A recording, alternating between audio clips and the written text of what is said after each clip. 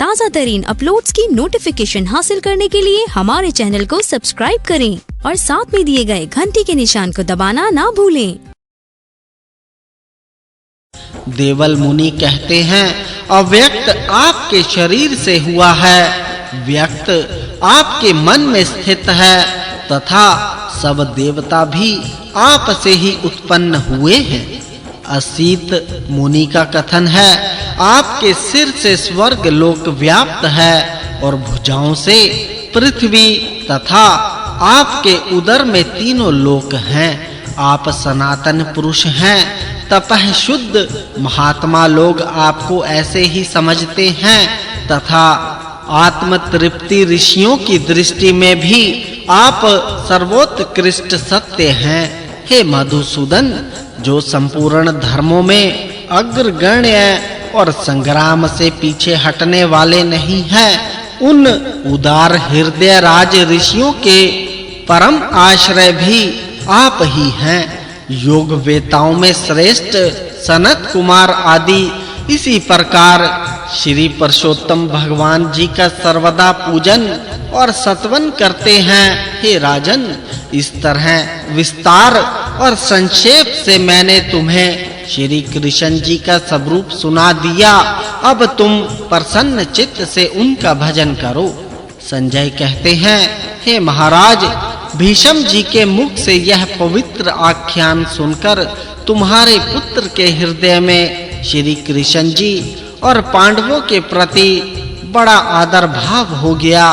फिर उससे पितामह कहने लगे, हे राजन, तुमने महात्मा श्री कृष्ण जी की महिमा सुनी तथा नर रूप अर्जुन का वास्तविक स्वरूप भी जान लिया।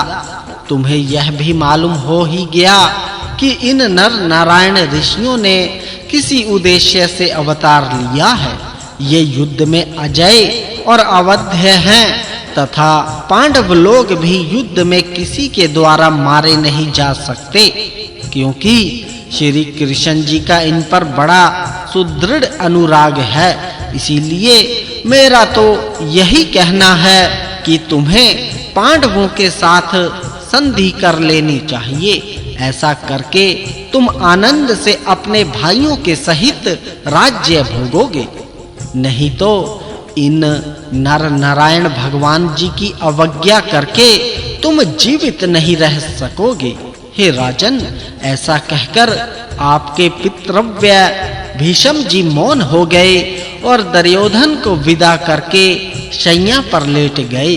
दुर्योधन भी उन्हें प्रणाम करके अपने शिविर में चला आया और अपनी शुभ्र शैया पर सो गया। सारे बोलो भगवान कृष्ण जी की जय। भीष्म पर्व अध्याय 325। भीमसेन, अभिमन्यु और सात्यकी की वीरता तथा भूरिश्रवा द्वारा सात्यकी के 10 पुत्रों का वध। संजय ने कहा, हे महाराज, वह रात बीतने पर जब सूर्य उदय हुआ तो दोनों ओर की सेनाएं युद्ध के लिए आमने सामने आकर डट गई। पांडव और कौरव दोनों ही अपनी अपनी सेनाओं की व्यूह रचना कर परस्पर प्रहार करने लगे। भीष्म जी ने मकर व्यूह की रचना की और उसकी सब ओर से स्वयं ही रक्षा करने लगे। फिर वे बहुत बड़ी सेना लेकर आगे बढ़े। उनकी सेना के रथी, पैदल, गजारोही और अश्वारोही अपने अपने स्थान पर रहकर एक दूसरे के पीछे चलने लगे। पांडवों ने उन्हें इस प्रकार युद्ध के लिए तैयार देख अपनी सेना को शयन व्यूह के क्रम से खड़ा किया। उसकी चोंच के स्थान पर भीमसेन, नेत्रों की जगह धृष्टद्युम्न और शिखंडी शिरोभाग में सात्यकी, गर्दन की जगह अर्जुन, वाम पक्ष में अक्षौहिणी सेना के सहित द्रुपद, दक्षिण पक्ष में अक्षौहिणी नायक केक्यराज तथा पृष्ठ भाग में द्रौपदी के 5 पुत्र अभिमन्यु, राजा युधिष्ठिर और नकुल सहदेव खड़े हुए। तब भीमसेन ने मुख्य स्थान से मकर व्यूह में घुसकर भीष्म जी के ऊपर बाणों की वर्षा आरंभ कर दी। भीष्म जी भी भीषण बाण वर्षा करके पांडवों की व्यूहविद सेना को चक्कर में डालने लगे। अपनी सेना को घबराहट में पड़ी देख अर्जुन झटपट आगे आ गए और हजारों बाण बरसाकर भीष्म जी को बींधने लगे। उन्होंने भीष्म जी के बाणों को रोक दिया और इससे प्रसन्न हुए अपनी सेना के सहित युद्ध करने के लिए आगे आ गए। तब राजा दुर्योधन ने अपने भाइयों के भयंकर संहार की बात याद करके आचार्य द्रोण से कहा, हे आचार्य, आप सदा ही मेरा हित चाहते हैं और इसमें संदेह नहीं। हम भी आपका और पितामह भीष्म जी का आश्रय लेकर संग्राम में परास्त करने के लिए देवताओं तक को ललकारने का साहस रखते हैं। फिर इन हीन पराक्रम पांडवों की तो बात ही क्या है। अतः आप ऐसा कीजिए जिससे ये पांडव लोग शीघ्र ही मारे जाएं। दुर्योधन के ऐसा कहने पर आचार्य द्रोण सात्यकी के देखते-देखते पांडवों का व्यूह तोड़ने लगे। तब सात्यकी ने उन्हें रोका और फिर उन दोनों का बड़ा ही भीषण घोर युद्ध होने लगा। आचार्य ने क्रोध में भरकर पहने बाणों से सात्यकी की हसली की हड्डी पर प्रहार किया। इससे भीमसेन को बड़ा क्रोध हुआ और वे सात्यकी की रक्षा करते हुए आचार्य को बींधने लगे। तब द्रोण, भीष्म और शल्य ने भीषण बाण वर्षा करके भीमसेन को ढक दिया। यह देखकर अभिमन्यु और द्रौपदी के पुत्रों ने उन सब पर वार करना आरंभ किया। दिन चढ़ते-चढ़ते युद्ध ने बड़ा भयंकर रूप धारण कर लिया। उसमें कौरव और पांडव दोनों ही पक्षों के अनेकों प्रधान वीर काम आए। इस घमासान भीषण युद्ध में बड़ा ही घोर गगन भेदी शब्द होने लगा। इस समय अपने भाइयों को तथा दूसरे राजाओं को भी भीष्म जी से ही उलझा हुआ देखकर अर्जुन बाण चढ़ाकर उनकी ओर दौड़े। उनके 5 जन्य शंख और गांडीव धनुष का शब्द सुनकर तथा वानरी ध्वजा को देखकर हमारी ओर के सब सैनिकों के छक्के छूट गए। जिस समय अर्जुन ने अपना भयानक अस्त्र लेकर भीष्म जी पर आक्रमण किया, उस समय हमारे सैनिकों को पूर्व पश्चिम का भी होश नहीं रहा। आपके पुत्रों के सहित वे सब घबराकर भीष्म जी की ही शरण में जाने लगे। उस समय एकमात्र वे ही उनके आश्रय थे। सभी लोग ऐसे भयभीत हो गए कि रथी रथ में से और घुड़सवार घोड़ों की पीठ से गिरने लगे तथा पैदल भी पृथ्वी पर लोटपोट हो गए। भीष्म जी ने तोमर, प्रास और नराच आदि धारण करने वाले योद्धाओं की विशाल वाहिनी के सहित अर्जुन का सामना किया। इसी प्रकार अवंती नरेश काशीराज के साथ भीमसेन, जयद्रथ के साथ युधिष्ठिर, शल्य के साथ विकर्ण, सहदेव के साथ चित्रसेन, शिखंडी के साथ मत्स्यराज विराट और उनके साथी दुर्योधन और शकुनी के साथ द्रुपद, चेकितान और सात्यकी, आचार्य द्रोण एवं अश्वत्थामा के साथ तथा कृपाचार्य और कृतवर्मा धृष्टद्युम्न के साथ युद्ध करने लगे। इस प्रकार घोड़ों को आगे बढ़ाकर तथा हाथी और रथों को घुमाकर सब योद्धा आपस में भिड़ गए। युद्ध होते-होते मध्या हो गया। सूर्य के ताप से आकाश जलने लगा। उस समय कौरव और पांडवों में आपस में बड़ी भीषण मारकाट होने लगी। भीष्म जी ने सब सेना के देखते-देखते भीमसेन का आगे बढ़ना रोक दिया उनके धनुष से छूटे हुए तीखे बाणों ने भीमसेन को घायल कर दिया। तब महाबली भीमसेन ने उनके ऊपर एक अत्यंत वेगवती शक्ति छोड़ी। उसे आती देखकर भीष्म जी ने अपने बाणों से काट डाला तथा एक और बाण छोड़कर भीमसेन के धनुष के 2 टुकड़े कर दिए। इतने ही में सात्यकी ने बड़ी फुर्ती से सामने आकर भीष्म जी के ऊपर बाण बरसाना आरंभ किया। तब भीष्म जी ने एक भीषण बाण चढ़ाकर सात्यकी के सारथी को रथ से गिरा दिया। उसके मारे जाने से सात्यकी के घोड़े इधर-उधर भागने लगे। इससे सारी सेना में बड़ा कोलाहल होने लगा। अब भीष्म जी ने पांडव सेना का विध्वंस आरंभ किया।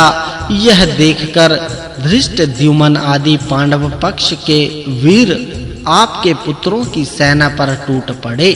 इस प्रकार दोनों ओर से बड़ा घोर युद्ध होने लगा। महारथी विराट ने भीष्म जी पर 3 बाण छोड़े और 3 बाणों से उनके घोड़ों को घायल कर दिया। तब भीष्म जी ने 10 बाणों से विराट को बांध दिया। इसी समय अश्वत्थामा ने 6 बाणों से अर्जुन की छाती पर वार किया और अर्जुन ने अश्वत्थामा के धनुष को काट डाला। तब अश्वत्थामा ने दूसरा धनुष लेकर 90 बाणों से अर्जुन को और 70 बाणों से श्री कृष्ण जी को घायल कर दिया। अर्जुन ने बड़े भयंकर बाण चढ़ाए और बड़ी फुर्ती से अश्वत्थामा को बींध दिया। वे बाण अश्वत्थामा का कवच भेद कर उनका रक्त पीने लगे, किंतु इस प्रकार घायल होने पर भी उनमें व्यथा का कोई चिन्ह दिखाई नहीं दिया। वे पूर्ववत भीष्म जी की रक्षा के लिए डटे रहे। इसी बीच में दुर्योधन ने 10 बाणों से भीमसेन को बींध दिया। तब भीमसेन ने बड़े तीखे बाण छोड़कर कुरुराज की छाती को बींध दिया। अभिमन्यु ने 10 बाणों से चित्रसेन पर और 7 से पुरुमित्र पर चोट की तथा सत्यव्रत भीष्म जी को 70 बाणों से घायल करके वह रणगण में नृत्य सा करने लगा। यह देखकर उस पर चित्रसेन ने 10 बाणों से, पुरुमित्र ने 7 से और भीष्म जी ने 9 बाणों से वार किया। फिर अभिमन्यु ने इस प्रकार घायल होकर चित्रसेन के धनुष को काट डाला तथा उसके कवच को काटकर छाती पर बाण छोड़ा। अभिमन्यु का ऐसा पराक्रम देखकर आपका पुत्र लक्ष्मण उसके सामने आया और बड़े तीखे बाण छोड़कर उसे घायल करने लगा। तब सुभद्रा नंदन ने उसके चारों घोड़ों और सारथी को मारकर अपने पैने बाणों से उस पर आक्रमण किया। इससे लक्ष्मण ने अत्यंत क्रोध में भरकर अभिमन्यु के रथ पर एक शक्ति छोड़ी। उसे आती देखकर अभिमन्यु ने अपने पैने बाणों से उसके टूक-टूक कर दिए। तब कृपाचार्य लक्ष्मण को अपने रथ में बैठाकर रण क्षेत्र से बाहर ले गए। इस प्रकार जब संग्राम बहुत भयंकर हो गया तो आपके पुत्र और पांडव लोग अपने प्राणों को संकट में डालकर एक दूसरे पर प्रहार करने लगे। महाबली भीष्म जी ने अत्यंत क्रोध में भरकर अपने दिव्य अस्त्रों से पांडवों की सेना का सफाया करना आरंभ कर दिया। दूसरी ओर रणोमत सात्यकी अपना हस्त लांघव दिखलाते हुए शत्रुओं पर बाण वर्षा करने लगा। उसे बढ़ते देखकर दुर्योधन ने उसके मुकाबले में 10,000 रथों को भेजा, परंतु सत्य पराक्रमी सात्यकी ने उन सभी धनुर्धर वीरों को दिव्य अस्त्रों से मार डाला। इस प्रकार दारुण पराक्रम करके वह वीर हाथ में धनुष लिए भूरिश्रवा के सामने आया। भूरिश्रवा ने देखा कि सात्यकी ने हमारी सेना को मार गिराया, तो वह क्रोध में भरकर दौड़ा और अपने महान धनुष से वज्र के समान बाणों की वृष्टि करने लगा। वे बाण क्या थे? साक्षात मृत्यु थे। सात्यकी के पीछे चलने वाले योद्धा उन बाणों की मार न सह सके, अतएव उसका साथ छोड़कर इधर-उधर भाग गए। सात्यकी के 10 महारथी पुत्रों ने भूरिश्रवा का यह पराक्रम देखा, तो वे क्रोध में भरे हुए उसके सामने आए और उसके ऊपर बाणों की वर्षा करने लगे। उनके छोड़े हुए बाण यमदंड और वज्र के समान भयंकर थे, किंतु महारथी भूरिश्रवा को उनसे तनिक भी भय नहीं हुआ। उसने अपने पास पहुंचने से पहले ही उन्हें काट कर गिरा दिया। उस समय हमने उसका यह अद्भुत पराक्रम देखा कि वह अकेला ही निर्भय होकर 10 महारथियों के साथ युद्ध कर रहा था। उन 10 महारथियों ने बाण वृष्टि करते हुए भूरिश्रवा को चारों ओर से घेर लिया और वे उसे मार डालने का उपक्रम करने लगे। यह देख भूरिश्रवा भी क्रोध में भर गया और उनके साथ युद्ध करते-करते ही उसने उन सब के धनुष काट दिए। इस प्रकार धनुष कट जाने पर उसने अपने तीखे बाणों से उनके मस्तक भी काट डाले। अपने महाबली पुत्रों को मरा देख सात्यकी गरजता हुआ भूरिश्रवा से आकर भिड़ गया। दोनों महाबली एक दूसरे के रथ पर प्रहार करने लगे। दोनों ने दोनों के रथ के घोड़ों को मार डाला और रथहीन होकर हाथों में तलवार एवं ढाल ले उछलते कूदते आमने सामने आ युद्ध के लिए खड़े हो गए। इतने में भीमसेन ने आकर सात्यकी को अपने रथ पर चढ़ा लिया। तब दुर्योधन ने भी सबके देखते-देखते भूरिश्रवा को रथ पर बिठा लिया। इस प्रकार इधर यह युद्ध चल रहा था और दूसरी ओर पांडव लोग क्रुद्ध होकर महारथी भीष्म जी से भिड़े हुए थे। संध्या काल आते-आते अर्जुन ने बड़ी तेजी के साथ 25,000 महारथियों को मार डाला। वे महारथी दुर्योधन की आज्ञा से पार्थ के प्राण लेने को गए थे, परंतु जैसे अग्नि के पास जाकर पतंगे जल जाते हैं, उसी प्रकार वे अर्जुन के पास जाकर नष्ट हो गए। इसी समय सूर्य अस्त होने लगा। सारी सेना व्याकुल हो रही थी। भीष्म जी के रथ के घोड़े भी थक गए थे, इसीलिए उन्होंने सेना को युद्ध बंद करने की आज्ञा दी। अत्यंत घबराई हुई दोनों सेनाएं अपनी-अपनी छावनी में चली गई। सरंजियों के साथ पांडव और कौरव भी अपने-अपने शिविर में जाकर विश्राम करने लगे। सारे बोलो भगवान कृष्ण जी की जय। भीष्म पर्व अध्याय 326 मकर और क्रोंच व्यूह का निर्माण। भीम और धृष्टद्युम्न का पराक्रम। संजय ने कहा, हे राजन, जब कौरव पांडव विश्राम कर चुके और रात्रि व्यतीत हो गई, तो पुनः सब के सब युद्ध के लिए निकले। तब राजा युधिष्ठिर ने धृष्टद्युम्न से कहा, हे महाबाहो, आज तुम शत्रुओं का नाश करने के लिए मकर व्यूह की रचना करो। उनकी आज्ञा पाकर महारथी धृष्टद्युम्न ने समस्त रथियों को व्यूहकार खड़े होने की आज्ञा दी। राजा द्रुपद और अर्जुन व्यूह के शिरोभाग में स्थित हुए। नकुल और सहदेव दोनों नेत्रों के स्थान पर खड़े हुए। महाबली भीमसेन मुख्य स्थान में थे। अभिमन्यु, द्रौपदी के 5 पुत्र घटोत्कच, सात्यकी और धर्मराज युधिष्ठिर ये व्यूह के कंठ भाग में स्थित हुए। बहुत बड़ी सेना के साथ सेनापति विराट और धृष्टद्युम्न उसके पृष्ठ भाग में खड़े हुए। केक्य देशीय 5 राजकुमार व्यूह के वाम भाग में तथा धृष्टकेतु और चेकितान दक्षिण भाग में स्थित होकर व्यूह की रक्षा कर रहे थे। कुंती भोज और शतानिक पैरों के स्थान में थे। सोमकों के साथ शिखंडी और इरावान उस मकर के पुंछ भाग में खड़े हुए। इस प्रकार व्यूह रचना करके पांडव लोग सूर्य उदय के समय कवच आदि से सुसज्जित हो युद्ध के लिए तैयार हो गए और हाथी घोड़े रथ तथा पैदल योद्धाओं के साथ कौरवों के सामने आ डटे। हे राजन, पांडव सेना की व्यूह रचना देखकर भीष्म जी ने उसके मुकाबले में बहुत बड़े क्रोच व्यूह का निर्माण किया। उसकी चोंच के स्थान पर महान धनुर्धर द्रोणाचार्य जी सुशोभित हुए। अश्वत्थामा और कृपाचार्य उसके नेत्र स्थान में थे।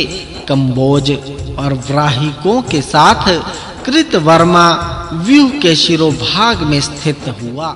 शूरसेन और अनेकों राजाओं के साथ दुर्योधन कंठ स्थान में थे।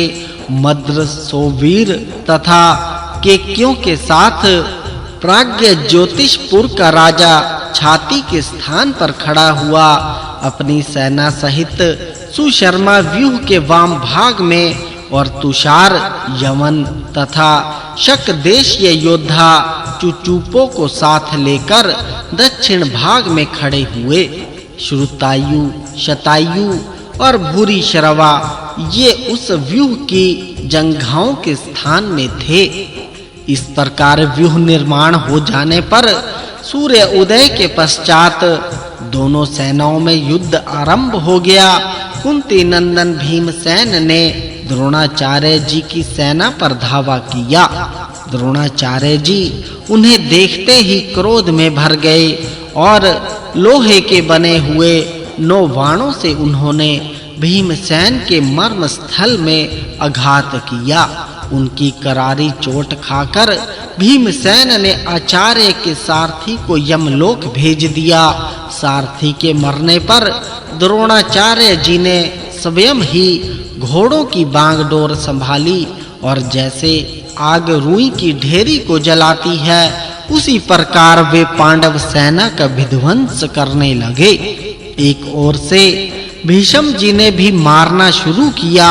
उन दोनों की मार पड़ने से संजय और केक्य वीर भाग चले।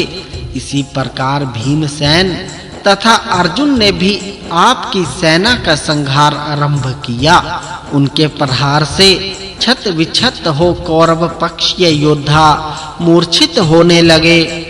दोनों दलों के व्यूह टूट गए और उभय पक्ष के योद्धाओं का परस्पर घोल-मेल सा हो गया। धृतराष्ट्र ने कहा, हे संजय, हमारी सेना में अनेकों गुण हैं, अनेकों प्रकार के योद्धा हैं और शास्त्रीय रीति से उसके व्यूह का निर्माण भी हुआ है। हमारे सैनिक अत्यंत प्रसन्न और हमारे इच्छा अनुसार चलने वाले हैं। वे नम्र हैं, उनमें किसी भी प्रकार का दुर्व्यसन नहीं है। साथ ही हमारी सेना में ना अत्यंत बूढ़े लोग हैं और ना बालक ही। बहुत मोटे और बहुत दुर्बल लोग भी नहीं हैं। सभी काम करने में फुर्तीले और निरोग हैं। वे कवच और अस्त्र शस्त्रों से सुसज्जित हैं। शस्त्रों का संग्रह भी उनके पास पर्याप्त है। प्राय सभी तलवार चलाने, कुश्ती लड़ने और गदा युद्ध करने में प्रवीण हैं। प्रास, रिष्टि, तोमर, परिघ, भिंदीपाल, शक्ति और मूसल आदि शस्त्रों का संचालन भी अच्छी तरह जानते हैं। इनकी रक्षा का भार उन क्षत्रियों के हाथ में है जो संसार भर में सम्मान की दृष्टि से देखे जाते हैं। वे स्वेच्छा से ही अपने सेवकों सहित हमारी सहायता करने आए हैं। द्रोणाचार्य, भीष्म, कृतवर्मा, कृपाचार्य, दुःशासन, जयद्रथ, भगदत्त, विकर्ण, अश्वत्थामा, शकुनी और ब्राहिक आदि महान वीरों से हमारी सेना सुरक्षित है, तो भी यदि वह मारी जा रही है तो इसमें हम लोगों का पुरातन प्रारब्ध ही कारण है। पहले के मनुष्यों अथवा प्राचीन ऋषियों ने भी युद्ध का इतना बड़ा उद्योग कभी नहीं देखा होगा। विदुर जी मुझसे नित्य ही हित की और लाभ की बातें कहा करते थे, किंतु मूर्ख दुर्योधन ने उन्हें नहीं माना। वे सर्वज्ञ है, उनकी बुद्धि में आज का यह परिणाम अवश्य आया होगा, तभी तो उन्होंने मना किया था, अथवा किसी का दोष नहीं, ऐसी ही होनी थी। विधाता ने पहले से जैसा लिख रखा है वैसा ही होगा, उसे कोई टाल नहीं सकता। संजय बोले, हे राजन, अपने ही अपराध से आपको यह संकट का सामना करना पड़ता है। पहले जो जुए का खेल हुआ था और आज जो पांडवों के साथ युद्ध छेड़ा गया है, इन दोनों में आपका ही दोष है। इस लोक में या परलोक में मनुष्य को अपना किया हुआ कर्म स्वयं ही भोगना पड़ता है। आपको भी यह कर्म अनुसार उचित ही फल मिला है। इस महान संकट को धैर्य पूर्वक सहन कीजिए और युद्ध का शेष वृत्तांत सावधान होकर सुनिए।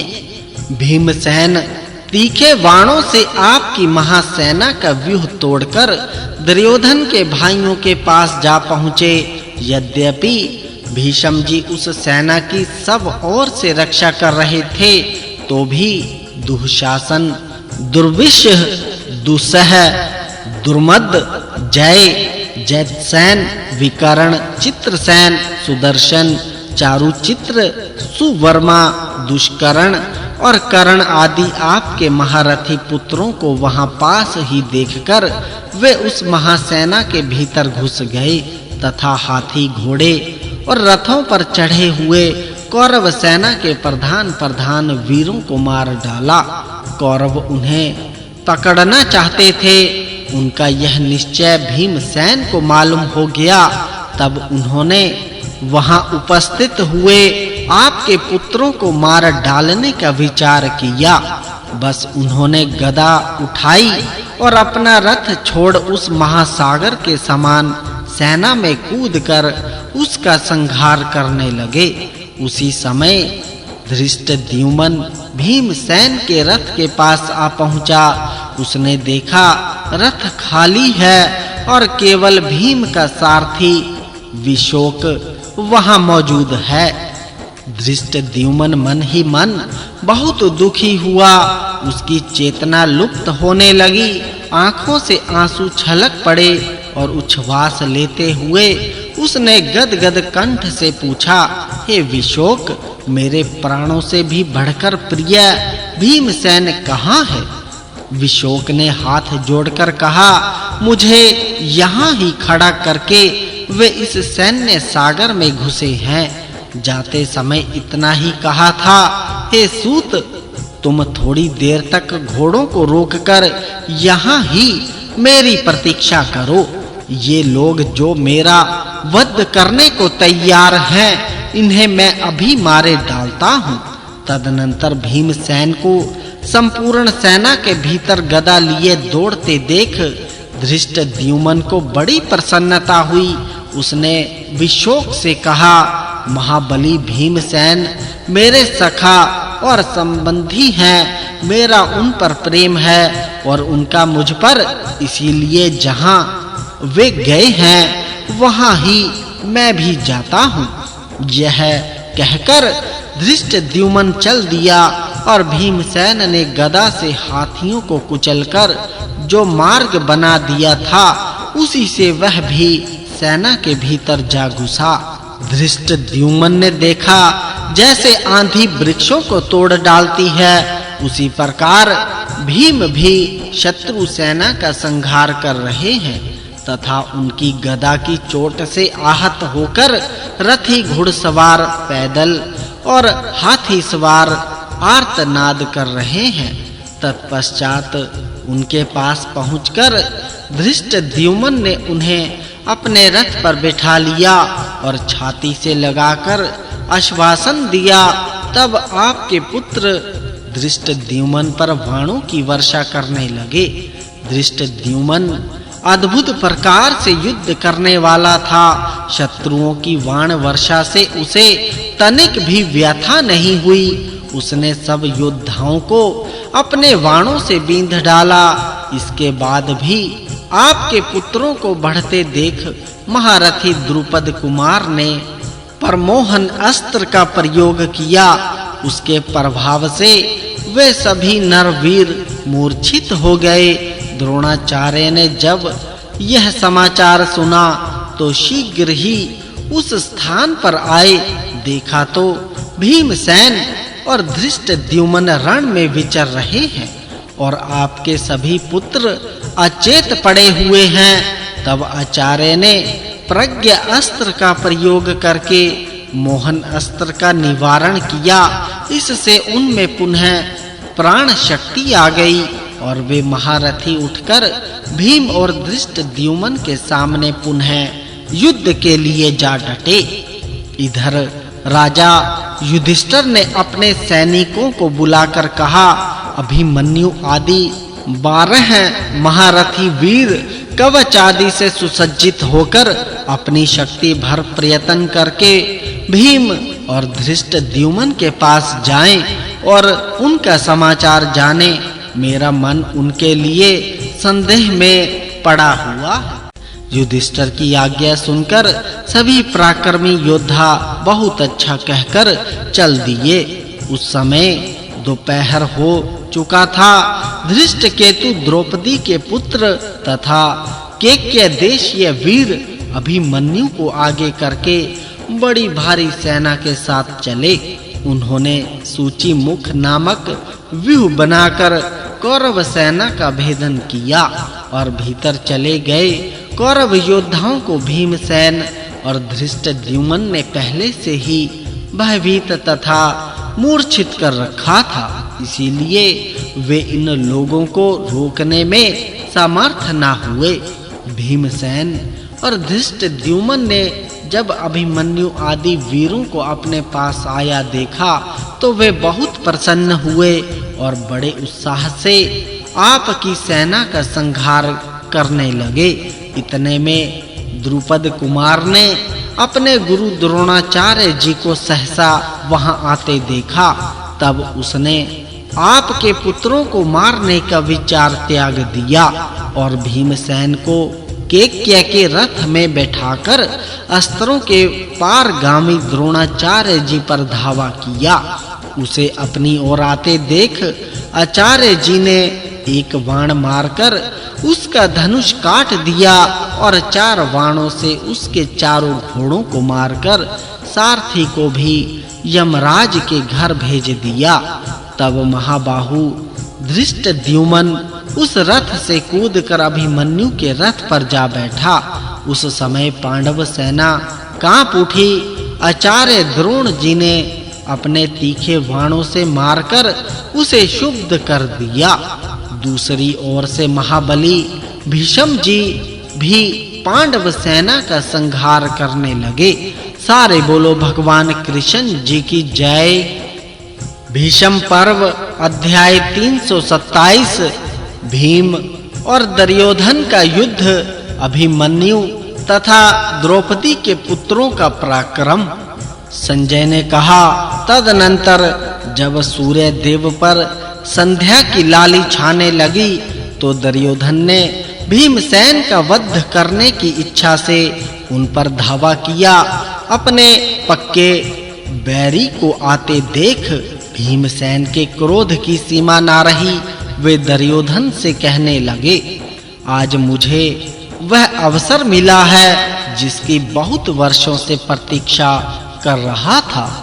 यदि तू युद्ध छोड़कर भाग नहीं गया तो अवश्य ही इस समय तेरा वध कर डालूंगा। माता कुंती को जो कष्ट उठाने पड़े हैं, हम लोगों ने जो वनवास भोगा है तथा द्रौपदी को जो अपमान का दुख सहना पड़ा है, उन सब का बदला आज तुझे मार कर चुका लूंगा। यह कहकर भीमसेन ने धनुष चढ़ाया और दुर्योधन पर जलती हुई अग्नि की शिखा के समान 26 बाण छोड़े। फिर 2 बाणों से उसका धनुष काट दिया, 2 से उसके सारथी को मार डाला, 4 बाणों से चारों घोड़ों को यमलोक भेज दिया और 2 बाणों से छत्र तथा 6 से ध्वजा को काट डाला। इसके बाद उसके सामने ही उच्च स्वर से सिंहनाद करने लगे। इतने में कृपाचार्य जी ने आकर दुर्योधन को अपने रथ पर चढ़ा लिया। भीमसेन ने उसे बहुत ही घायल और व्यथित कर दिया था, इसीलिए वह रथ के पिछले भाग में बैठकर विश्राम करने लगा।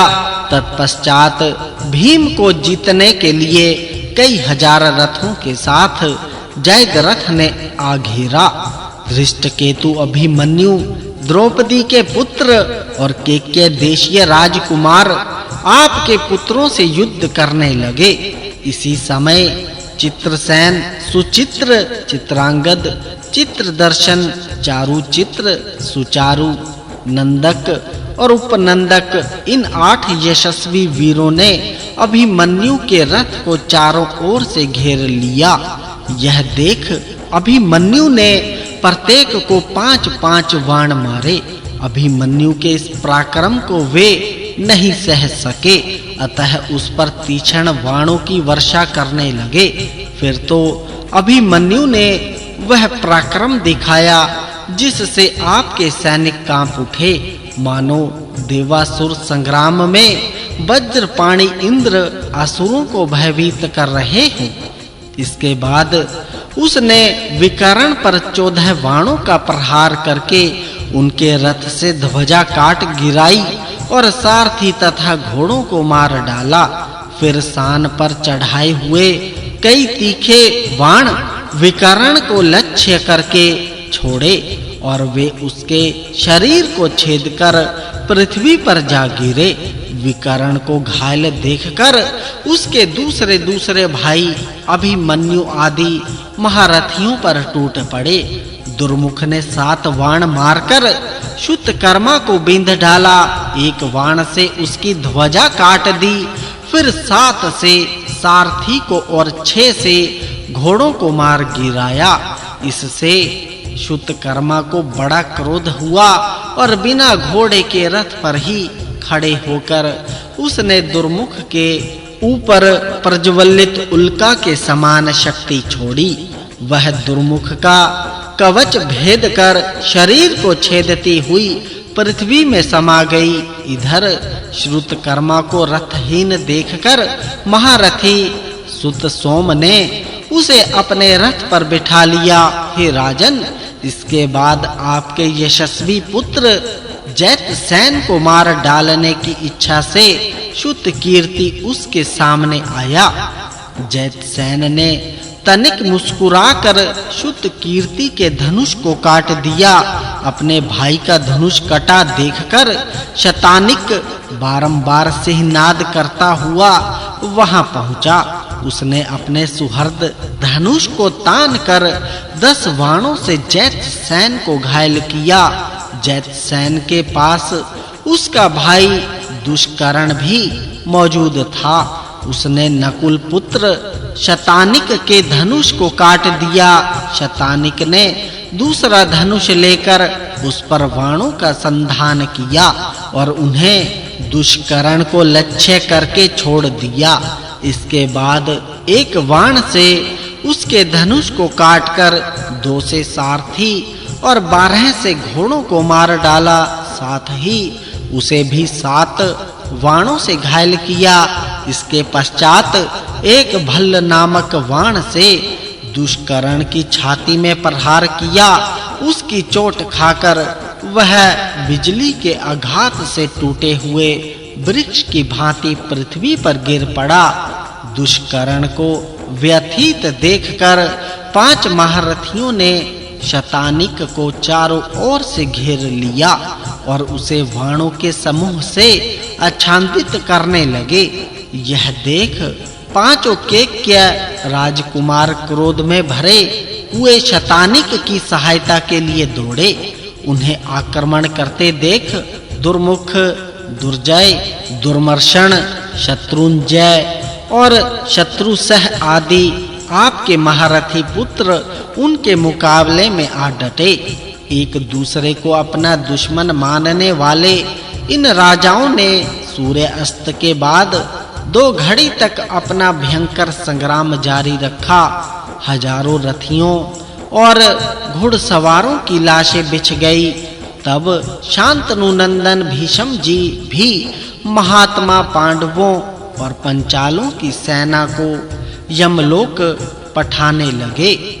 इस प्रकार पांडव सेना का संहार करके भीष्म जी ने अपने योद्धाओं को पीछे लौटाया और स्वयं अपने शिविर में चले गए। इधर धर्मराज युधिष्ठिर भी भीमसेन और धृष्टद्युम्न को देखकर बड़े प्रसन्न हुए और उन दोनों का मस्तक सूंघने लगे। फिर बड़े हर्ष से अपनी छावनी में गए। सारे बोलो भगवान कृष्ण जी की जय।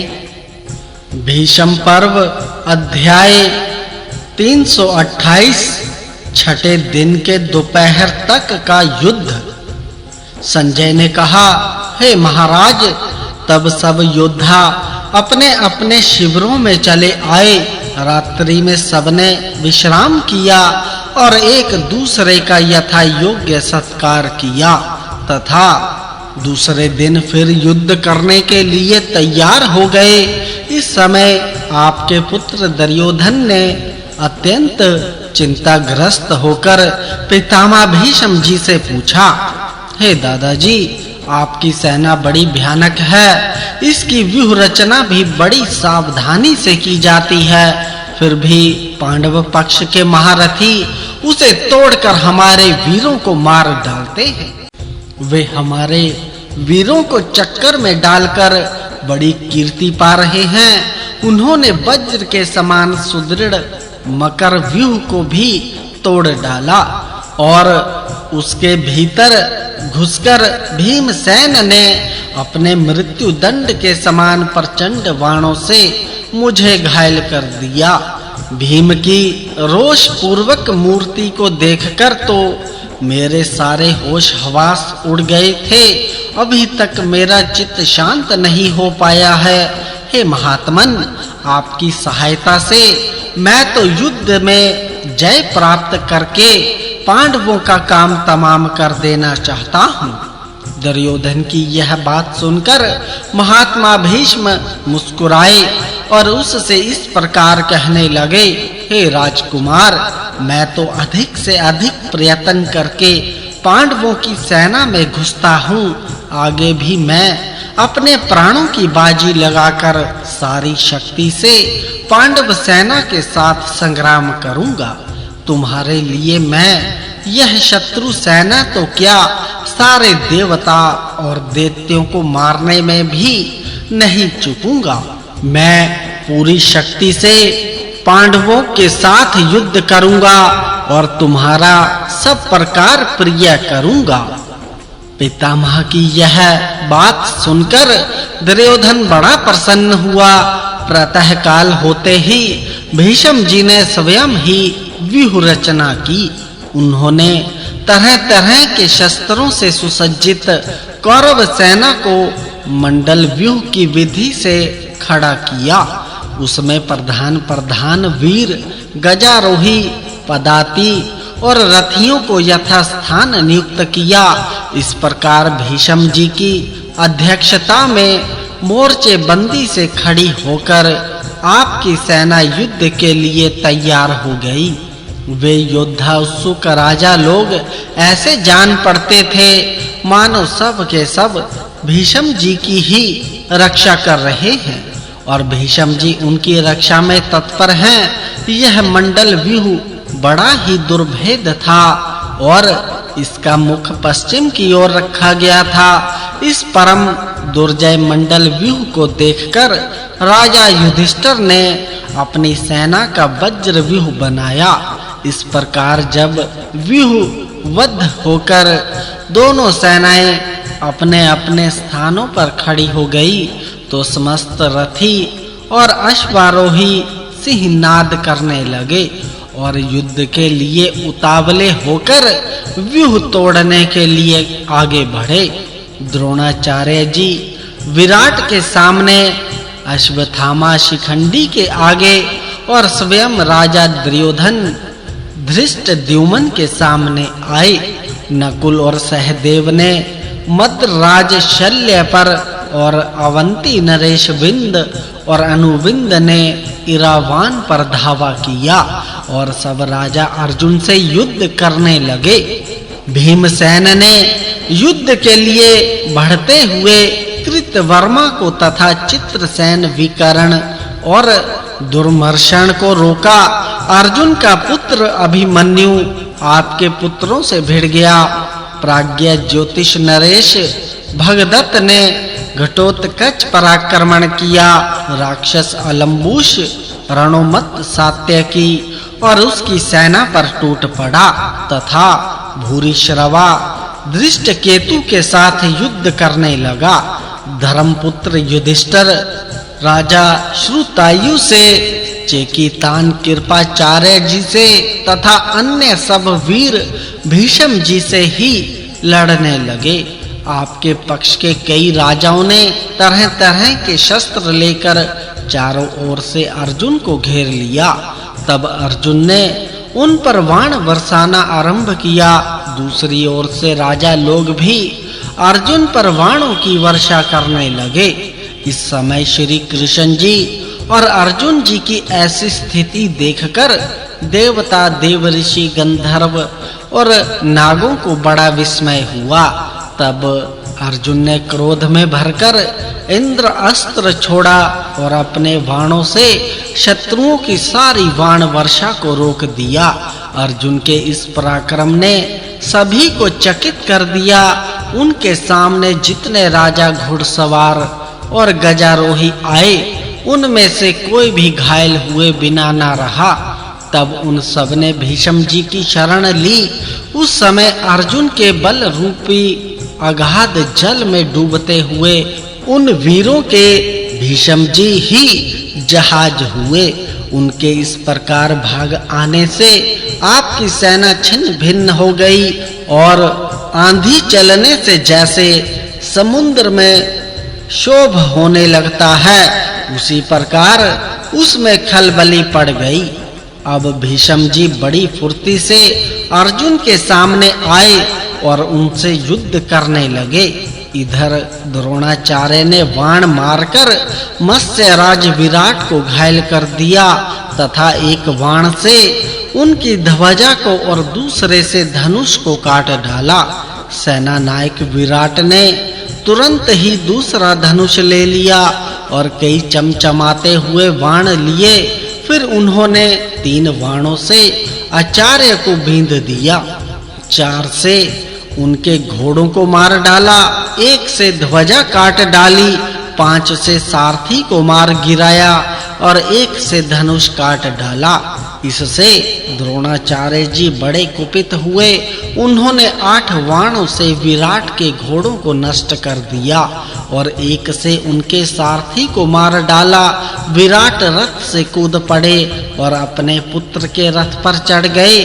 तब वे पिता पुत्र दोनों ही भीषण बाण वर्षा करके बलातः आचार्य को रोकने का प्रयत्न करने लगे। इससे चिढ़कर आचार्य जी ने राजकुमार शंख पर एक सर्प के समान विषैला बाण छोड़ा। वह बाण शंख के हृदय को बेंधकर उसके खून में लथपथ होकर पृथ्वी पर जा पड़ा। शंख के हाथ का धनुष उसके पिता के ही पास गिर गया और वह स्वयं रणभूमि में लौट गया। पुत्र को मरा हुआ देखकर राजा विराट डर गए और द्रोणाचार्य जी को छोड़कर युद्ध क्षेत्र से चले गए। तब द्रोणाचार्य जी ने पांडवों की विशाल वाहिनी को सैकड़ों हजारों भागों में विभक्त कर दिया शिखंडी ने अश्वत्थामा के सामने आकर 3 बाणों से उनकी भ्रिकुटी के बीच में चोट की। इससे क्रोध में भरकर अश्वत्थामा ने बहुत से बाण बरसाकर आधे निमेष में ही शिखंडी की ध्वजा, सारथी, घोड़ों और हथियारों को काटकर गिरा दिया। घोड़ों के मारे जाने पर वह रथ से कूद पड़ा और हाथ में ढाल तलवार लेकर बाज के समान बड़े क्रोध से झपटा। रणगण में तलवार लेकर घूमते हुए शिखंडी पर वार करने का अश्वत्थामा को अवसर तक नहीं मिला। फिर उन्होंने उस पर सहस्त्र बाण छोड़े। शिखंडी ने उस सारी बाण वर्षा को अपनी तलवार से ही काट दिया। तब तो अश्वत्थामा ने उसकी ढाल और तलवार को ही टुकड़े-टुकड़े कर दिया और अनेकों फौलादी बाणों से शिखंडी को भी बींध दिया। अब शिखंडी जल्दी से सात्यकी के रथ पर चढ़ गया।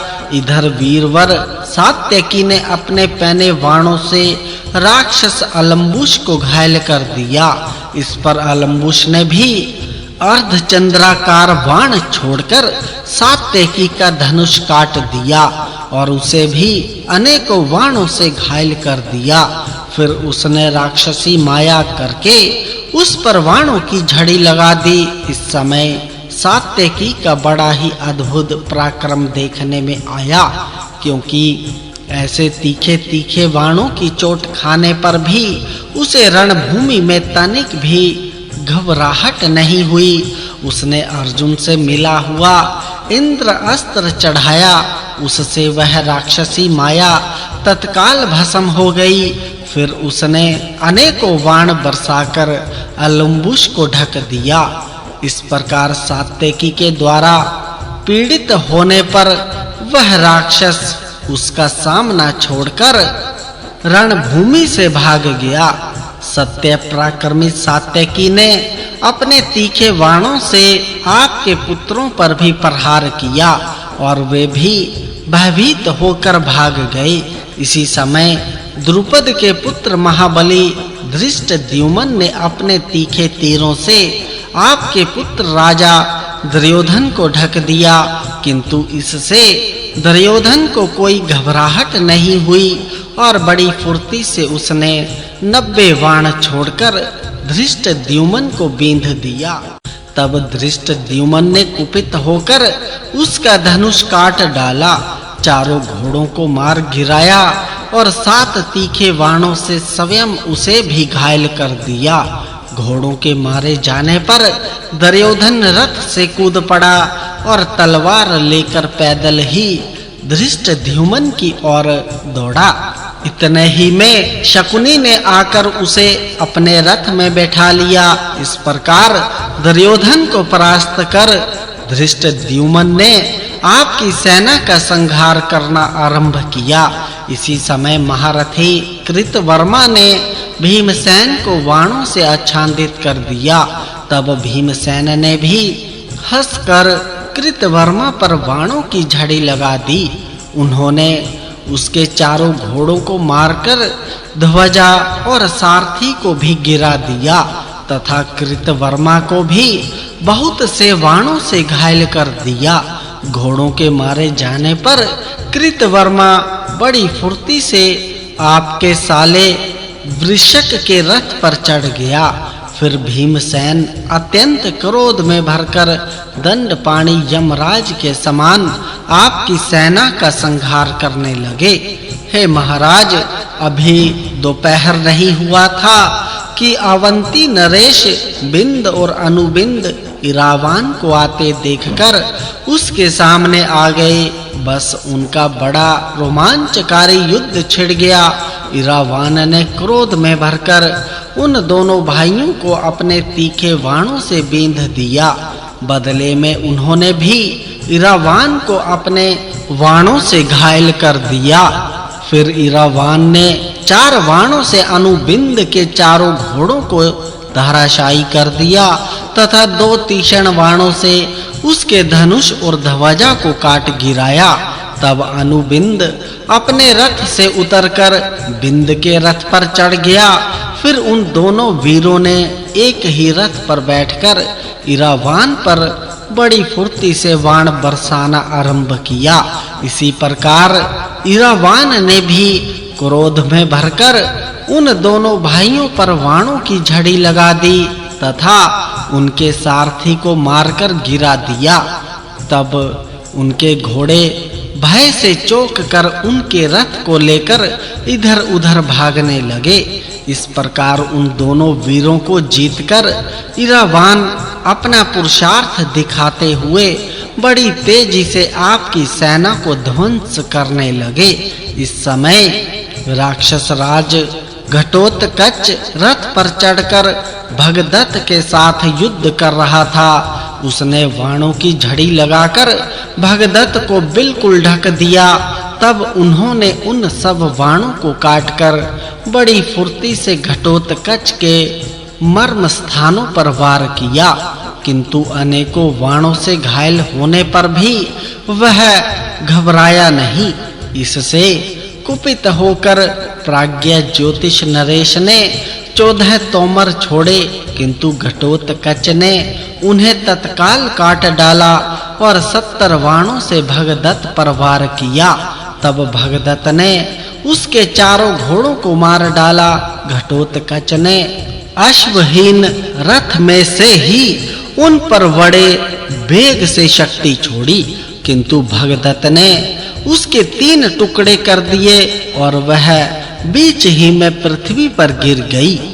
शक्ति को व्यर्थ हुई देखकर घटोत्कच भयभीत होकर रणगण से भाग गया। घटोत्कच का बल पराक्रम सर्वत्र विख्यात था।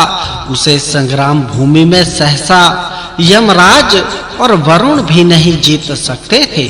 उसी को इस प्रकार परास्त करके राजा भगदत्त अपने हाथी पर चढ़े पांडवों की सेना का संहार करने लगे। इधर मद्राज शल्य अपनी वाहिनी के युगल पुत्र नकुल और सहदेव से युद्ध कर रहे थे। उन्होंने उन दोनों को अपने बाणों से एकदम ढक दिया। तब सहदेव ने भी बाण बरसाकर उनकी प्रगति को रोक दिया। सहदेव के बाणों से आच्छादित होने पर शल्य उसके पराक्रम से बड़े प्रसन्न हुए तथा अपनी माता के संबंध से उन दोनों भाइयों को भी अपने मामा का जोहर देखकर बड़ी प्रसन्नता हुई। इतने ही में महारथी शल्य ने 4 बाण छोड़कर नकुल के चारों घोड़ों को यमराज के घर भेज दिया। नकुल तुरंत ही रथ से कूदकर अपने भाई के रथ पर चढ़ गया। इस प्रकार उन दोनों भाइयों ने एक ही रथ में बैठकर बड़ी फुर्ती से बाण बरसाकर मद्राज को ढक दिया। इसी समय सहदेव ने कुपित होकर मद्राज पर एक बाण छोड़ा। वह उनके शरीर को छेद कर पृथ्वी पर जा पड़ा। उसकी चोट से मद्राज व्याकुल होकर रथ के पिछले भाग में बैठ गए और उसकी वेदना से अचेत हो गए। उन्हें संज्ञा शून्य देखकर सारथी रथ को रण क्षेत्र से बाहर ले गया। यह देखकर आपकी सेना के सब वीर उदास हो गए तथा महारथी नकुल और सहदेव अपने मामा को परास्त करके हर्ष ध्वनि और शंख करने लगे। सारे बोलो भगवान कृष्ण जी की जय। भीष्म पर्व अध्याय 329। छठे दिन के दोपहर से पीछे का युद्ध।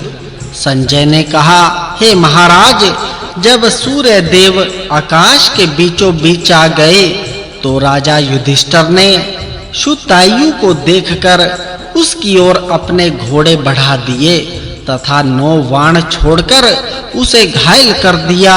शुतायु ने उन बाणों को हटाकर युधिष्ठिर पर 7 बाण छोड़े। वे उनके कवच को फोड़कर उनका रक्त पीने लगे। इससे राजा युधिष्ठिर बहुत बिगड़े। उस समय उनका क्रोध देखकर सब जीवों को ऐसा जान पड़ने लगा मानो ये तीनों लोकों को भस्म कर देंगे। यह देखकर देवता और ऋषि लोग सब लोकों की शांति के लिए स्वास्ति वाचन करने लगे। आपकी सेना ने तो अपने जीवन की आशा ही छोड़ दी, किंतु यशस्वी युधिष्ठिर ने धैर्य धारण कर अपने क्रोध को दबा दिया और श्रुतायु के धनुष को काटकर उसकी छाती को बींध दिया।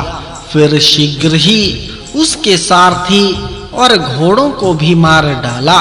राजा युधिष्ठिर का ऐसा पुरुषार्थ देखकर श्रुतायु अपना अश्वहीन रथ छोड़कर भाग गया। इस प्रकार जब धर्मपुत्र युधिष्ठिर ने श्रुतायु को परास्त कर दिया तो राजा दुर्योधन की सारी सेना पीठ दिखाकर भागने लगी।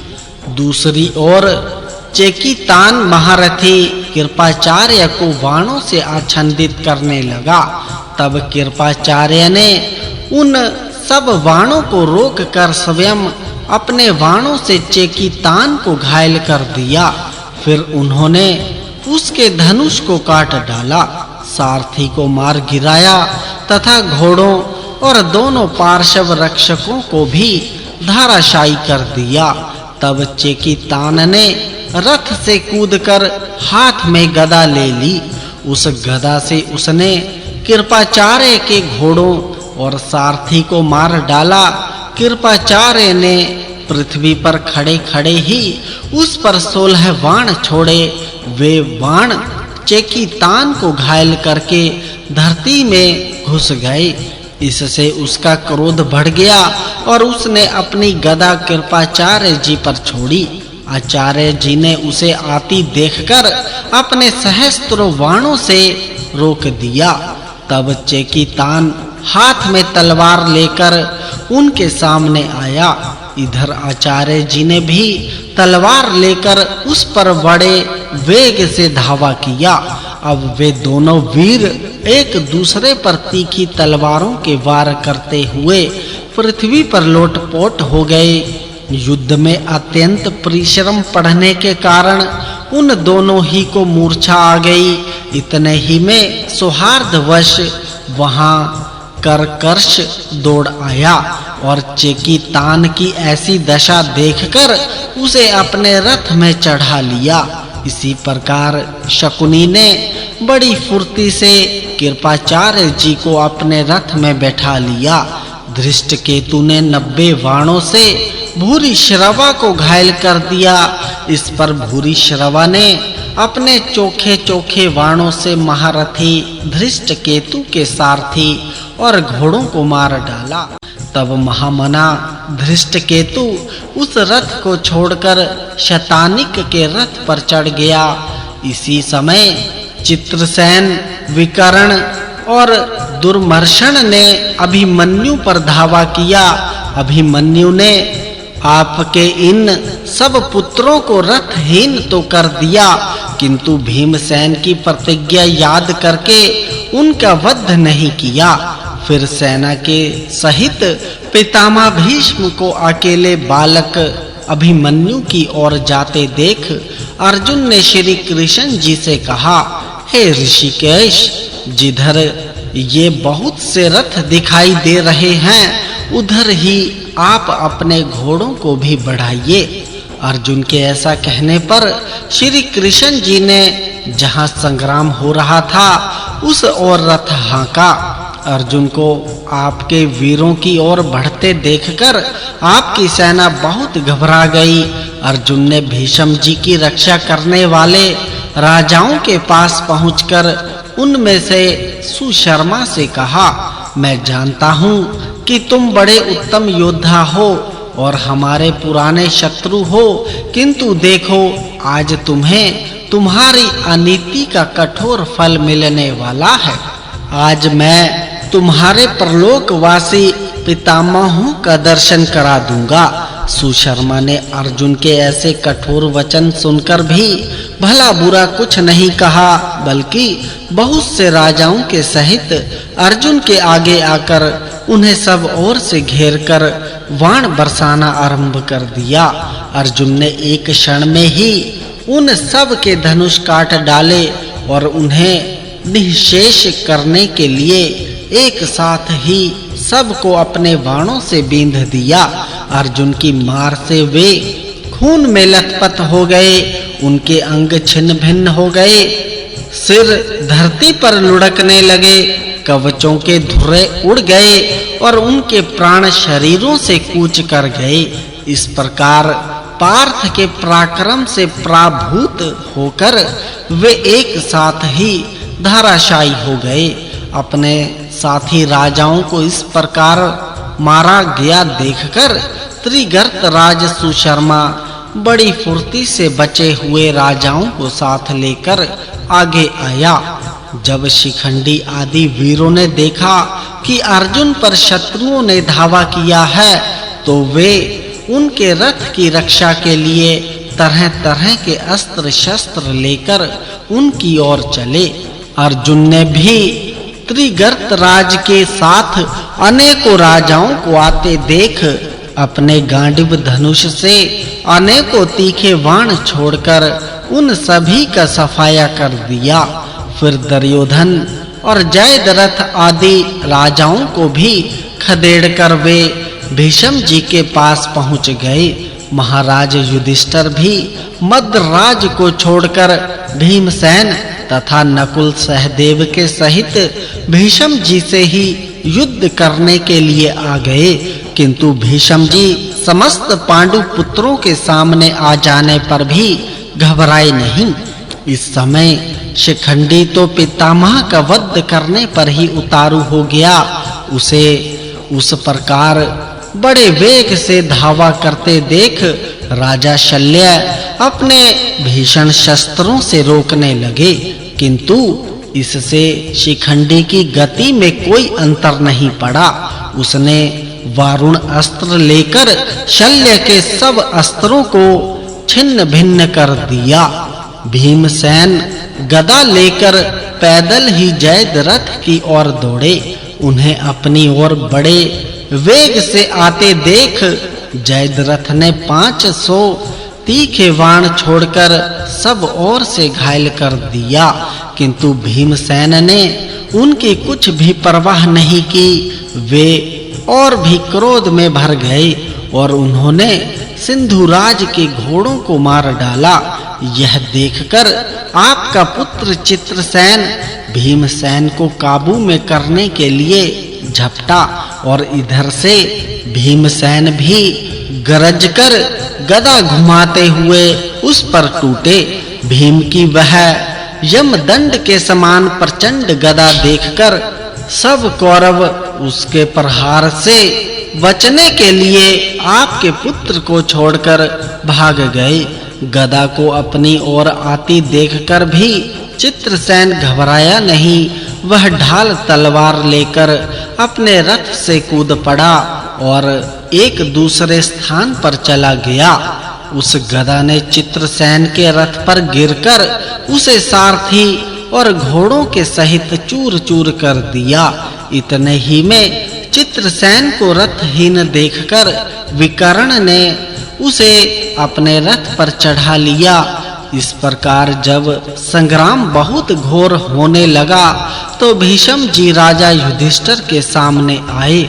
उस समय पांडव पक्ष के सब वीर कांपने लगे और उन्हें ऐसा मालूम हुआ मानो अब युधिष्ठिर मृत्यु के मुंह में पड़ना ही चाहते हैं।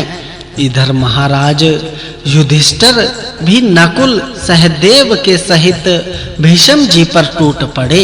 उन्होंने भीष्म जी पर सहस्त्रों बाण छोड़कर उन्हें बिल्कुल ढक दिया, किंतु भीष्म जी ने उन सब को सहकर आधे निमेष में ही अपने बाण समुदाय से युधिष्ठिर को अदृश्य कर दिया। राजा युधिष्ठिर ने क्रोध में भरकर भीष्म जी पर नराच बाण छोड़ा, पर पितामह ने बीच ही में उसे काटकर युधिष्ठिर के घोड़े भी मार डाले। धर्मपुत्र युधिष्ठिर तुरंत ही नकुल के रथ पर चढ़ गए। भीष्म जी ने सामने आने पर नकुल और सहदेव को भी बाणों से आच्छादित कर दिया। तब राजा युधिष्ठिर भीष्म जी का वध करने के लिए बहुत विचार करने लगे। उन्होंने अपने पक्ष के सब राजाओं और सुहृदों से कहा कि सब लोग मिलकर भीष्म जी को मारो। यह सुनकर सब राजाओं ने भीष्म जी को घेर लिया, किंतु भीष्म जी सब ओर से घेर जाने पर भी अपने धनुष से अनेकों महारथियों को धराशायी करते हुए क्रीड़ा करने लगे। जब यह घनघोर युद्ध बहुत ही भयानक हो गया तो दोनों ही ओर की सेनाओं में बड़ी खलबली मची। दोनों ओर की व्यूह रचना टूट गई। इस समय शिखंडी बड़े वेग से पितामह के सामने आया, किंतु भीष्म जी उसके पूर्व स्त्री तव का विचार करके उसकी ओर कुछ भी ध्यान न दे सर्जय वीरों की ओर चले गए। भीष्म जी को अपने सामने देखकर वे सब बड़े हर्ष से सिंहनाद और शंख ध्वनि करने लगे। अब भगवान भास्कर पश्चिम की ओर ढुलक चुके थे। इस समय युद्ध ने ऐसा घमासान रूप धारण किया कि दोनों ओर के रथी और गजारोही एक दूसरे में मिल गए। पंचाल राजकुमार धृष्टद्युम्न और महारथी सात्यकी शक्ति और तोमर आदि की वर्षा करके कौरवों की सेना को पीड़ित करने लगे। इससे आपके योद्धाओं में बड़ा हाहाकार होने लगा। उनका आर्तनाद सुनकर अवंती देशीय बिंद और अनुबिंद धृष्टद्युम्न के सामने आए। उन दोनों ने उसके घोड़ों को मारकर उसे बाणों की वर्षा से बिल्कुल ढक दिया। पंचाल कुमार तुरंत ही अपने रथ से कूदकर सात्यकी के रथ पर चढ़ गया। तब महाराज युधिष्ठिर बड़ी भारी सेना लेकर उन दोनों राजकुमारों पर टूट पड़े। इसी प्रकार आपका पुत्र दुर्योधन भी पूरी तैयारी के साथ बिंद और अनुबिंद को घेर कर खड़ा हो गया। अब सूर्य देव अस्तांचल के शिखर पर पहुंचकर प्रभावहीन हो रहे थे। इधर युद्ध भूमि में रक्त की भीषण नदी बहने लगी थी तथा सब और राक्षस, पिशाच एवं अन्य मांसाहारी जीव दिखने लगे थे। इसी समय अर्जुन ने सुशर्मा आदि राजाओं को परास्त कर अपने शिविर को कूच किया। धीरे-धीरे रात्रि होने लगी। महाराज युधिष्ठिर और भीमसेन भी सेना के सहित अपने शिविर को लौटे। इधर दुर्योधन, भीष्म, द्रोणाचार्य, अश्वत्थामा, कृपाचार्य, शल्य और कृतवर्मा आदि कौरव वीर भी अपनी-अपनी सेना के सहित अपने-अपने डेरों पर चले गए। इस प्रकार रात होने पर कौरव और पांडव दोनों ही अपनी-अपनी छावनियों में चले आए। वहां दोनों पक्षों के वीर एक दूसरे की वीरता की बढ़ाई करने लगे। उन्होंने अपने शरीरों में से बाण निकालकर तरह-तरह के जालों से स्नान किया तथा पहरा देने के लिए विधिवत चौकीदारों को नियुक्त किया। सारे बोलो भगवान कृष्ण जी की जय। भीष्म पर्व अध्याय 330। 7वें दिन का युद्ध और धृतराष्ट्र के 8 पुत्रों का वध। संजय ने कहा, रात्रि में सुख पूर्वक विश्राम करके सवेरा होने पर कौरव और पांडव पक्ष के राजा लोग पुनः युद्ध के लिए छावनी से बाहर निकले। जब दोनों सेनाएं युद्ध भूमि की ओर चली, उस समय महासागर की गंभीर गर्जना के समान महान कोलाहल होने लगा। तदनंतर दुर्योधन, चित्रसेन, विभीषति, भीष्म और द्रोणाचार्य जी ने एकत्र होकर बड़े यत्न से कौरव सेना का व्यूह निर्माण किया। वह महाव्यूह सागर के समान था। हाथी, घोड़े आदि वाहन ही उसकी तरंगमालाएं थे। समस्त सेना के आगे-आगे भीष्म जी चले। उनके साथ मालवा, दक्षिण भारत तथा उज्जैन के योद्धा थे। इनके पीछे कुलिंद, पारद, शुद्रक तथा मालव देशीय वीरों के साथ आचार्य द्रोण थे। द्रोण के पीछे मगध और कलिंग आदि देशों के योद्धाओं को साथ लेकर राजा भगदत्त चले। उनके बाद राजा बृहद्बल था। उसके साथ मेकल तथा कुरुबिंद आदि देशों के योद्धा थे। बृहद्बल के पीछे त्रिगर्त राज चल रहा था। उसके पीछे अश्वत्थामा था और उसके बाद शेष सेनाओं के साथ भाइयों सहित दुर्योधन था और सबसे पीछे कृपाचार्य जी चल रहे थे। हे महाराज, आपके योद्धाओं का वह महाव्यूह देखकर धृष्टद्युम्न ने शृंग अंटक नाम के व्यूह की रचना की। वह देखने में अत्यंत भयानक और शत्रु के व्यूह को नष्ट करने वाला था। उसके दोनों शृंगों के स्थान पर भीमसेन तथा सात्यकी स्थित हुए। उनके साथ कई हजार रथ, घोड़े और पैदलों की सेना थी। उन दोनों के मध्य में अर्जुन, युधिष्ठिर, नकुल और सहदेव थे। इनके बाद दूसरे महान धनुर्धर राजाओं ने अपनी सेनाओं के साथ उस व्यूह को पूर्ण किया। उनके पीछे अभिमन्यु, महारथी विराट, द्रौपदी के पुत्र और घटोत्कच आदि थे। इस प्रकार व्यूह निर्माण कर पांडव भी विजय की अभिलाषा से युद्ध करने के लिए डट गए। रणभैरी बज उठी, शंखनाद होने लगा, ललकारने, ताल ठोकने और जोर-जोर से पुकारने की आवाज आने लगी। इस तुमुल नाद से सारी दिशाएं गूंज उठी। कौरव और पांडव दोनों दलों के योद्धा परस्पर नाना प्रकार के अस्त्र शस्त्रों का प्रहार कर एक दूसरे को यमलोक भेजने लगे। इतने ही में अपने रथ की घरघराहट से दिशाओं को गुंजाते और धनुष की टंकार से लोगों को मूर्छित करते हुए भीष्म जी आ पहुँचे। यह देख धृष्टद्युम्न आदि महारथी भी भैरव नाद करते हुए उनका सामना करने को दौड़े। फिर तो दोनों सेनाओं में भयंकर संग्राम छिड़ गया।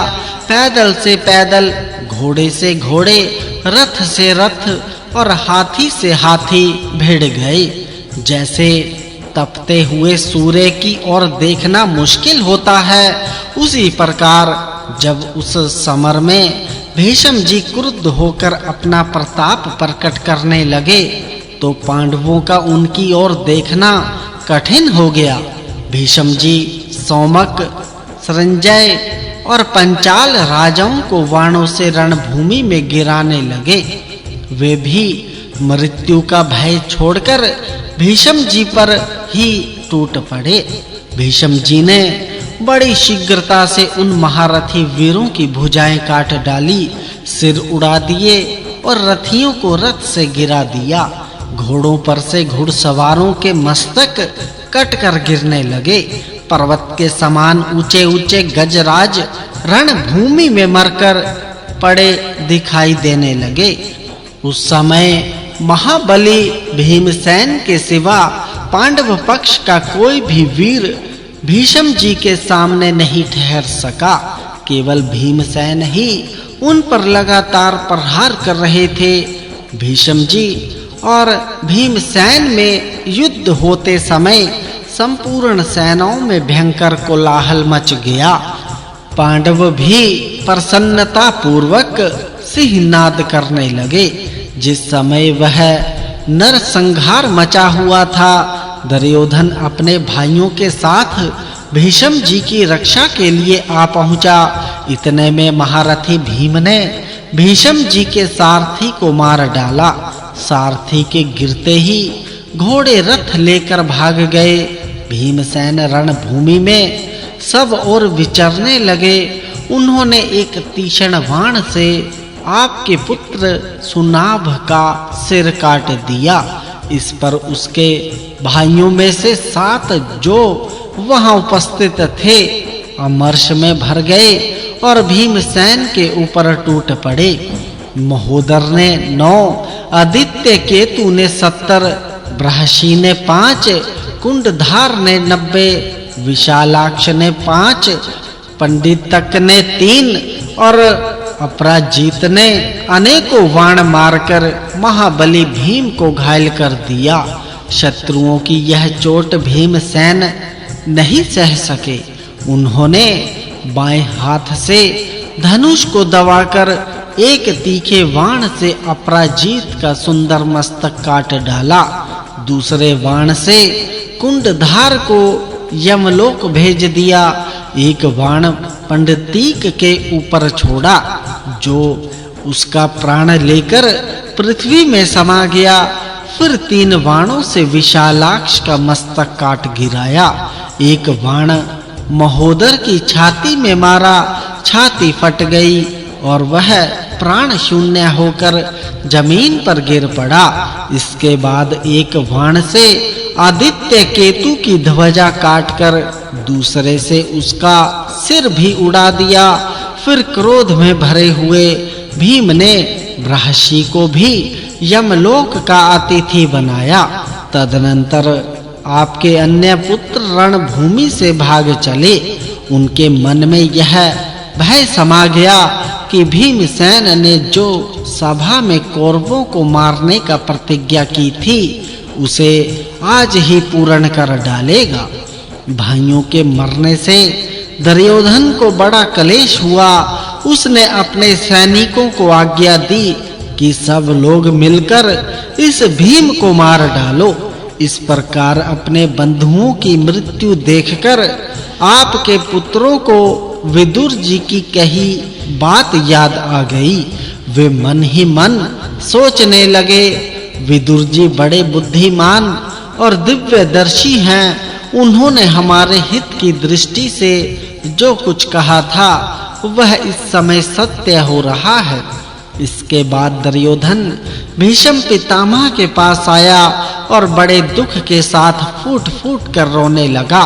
बोला, मेरे भाई बड़ी तत्परता के साथ लड़ रहे थे।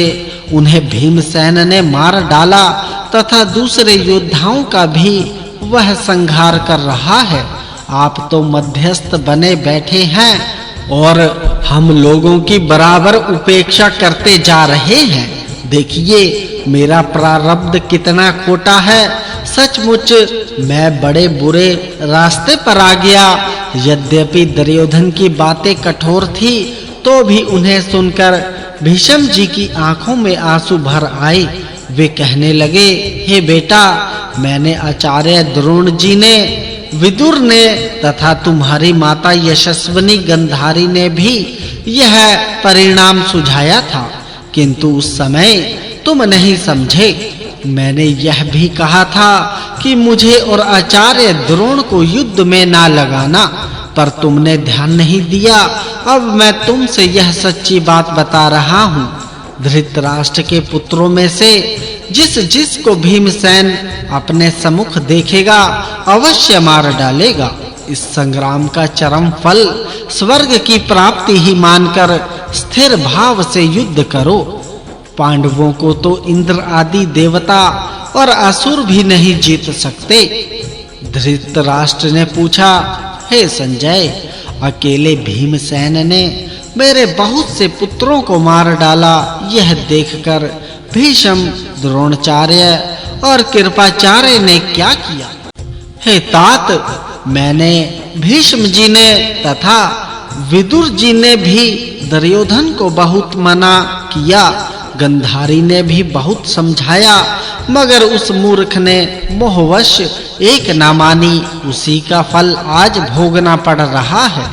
संजय ने कहा, हे महाराज, आपने भी उस समय विदुर जी की बात नहीं मानी थी। हितैषियों ने बारंबार कहा, अपने पुत्रों को जुआ खेलने से रोकिए, पांडवों से द्रोह न कीजिए, किंतु आप कुछ भी सुनना नहीं चाहते थे।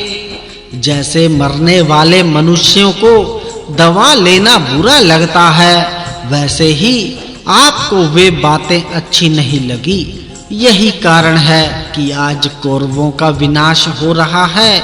अच्छा, अब सावधान होकर युद्ध का समाचार सुनिए।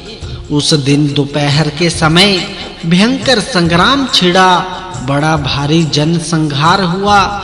धर्मराज युधिष्ठिर की आज्ञा से उनकी सारी सेना क्रोध में भरकर भीष्म जी के ऊपर चढ़ आई। धृष्टद्युम्न, शिखंडी, सात्यकी समस्त सोमक योद्धाओं के साथ राजा द्रुपद और विराट, केकय राजकुमार धृष्टकेतु और कुंती भोज ने एक साथ भीष्म जी पर ही चढ़ाई कर दी। अर्जुन, द्रौपदी के 5 पुत्र तथा चेकितान ये दुर्योधन के भेजे हुए राजाओं का सामना करने लगे तथा अभिमन्यु, घटोत्कच और भीमसेन ने कौरवों पर धावा किया। इस प्रकार 3 भागों में विभक्त होकर पांडव लोग कौरव सेना का संहार करने लगे। इसी प्रकार कौरवों ने भी अपने शत्रुओं का विनाश आरंभ कर दिया। द्रोणाचार्य जी ने क्रुद्ध होकर सोमक और सरंजियों पर आक्रमण किया और उन्हें यमलोक भेजने लगे। उस समय सरंजियों में हाहाकार मच गया। दूसरी ओर महाबली भीमसेन ने कौरवों का संहार आरंभ किया। दोनों ओर के सैनिक एक दूसरे को मारने और मरने लगे। खून की नदी बह चली। वह घोर संग्राम यमलोक की वृद्धि कर रहा था। भीमसेन हाथी सवारों की सेना में पहुंचकर उन्हें मृत्यु की भेंट कर रहे थे। नकुल और सहदेव आपके घुड़सवारों पर टूट पड़े थे। उनके मारे हुए सैकड़ों हजारों घोड़ों की लाशों से रणभूमि पट गई। अर्जुन ने भी बहुत से राजाओं को मार गिराया था। उनके कारण वहां की भूमि बड़ी भयंकर दिख पड़ती थी। जिस समय भीष्म, द्रोण, कृप, अश्वत्थामा और कृतवर्मा आदि क्रोध में भरकर युद्ध करने लगते थे, तो पांडवी सेना का संहार होने लगता था और पांडवों के कुपित होने पर आपके पक्ष वाले वीरों का विनाश आरंभ हो जाता था। इस प्रकार दोनों सेनाओं का संहार जारी था। सारे बोलो भगवान कृष्ण जी की जय। भीष्म पर्व अध्याय 331 शकुनी के भाइयों का तथा इरावान का वध। संजय ने कहा, जिस समय बड़े-बड़े वीरों का विनाश करने वाला वह भयंकर संग्राम चल रहा था, शकुनी ने पांडवों पर धावा किया। उसके साथ ही बहुत बड़ी सेना के साथ कृतवर्मा भी था। इनका मुकाबला करने के लिए अर्जुन का पुत्र इरावान आया। इरावान का जन्म नाग कन्या के गर्भ से हुआ था। वह बहुत ही बलवान था। वह शकुनी तथा गंधार देश के अन्य वीर पांडव सेना का व्यूह तोड़कर उसके भीतर घुस गए। तो इरावान ने अपने योद्धाओं से कहा, हे वीरों, ऐसी युक्ति से काम लो जिससे ये कौरव योद्धा आज अपने सहायक और वाहनों सहित मार डाले जाएं। इरावन के सैनिक बहुत अच्छा कहकर कौरवों की दुर्जय सेना पर टूट पड़े और उसके योद्धाओं को मार-मार कर गिराने लगे। अपनी सेना का यह विध्वंस सुवल के पुत्रों से नहीं सहा गया।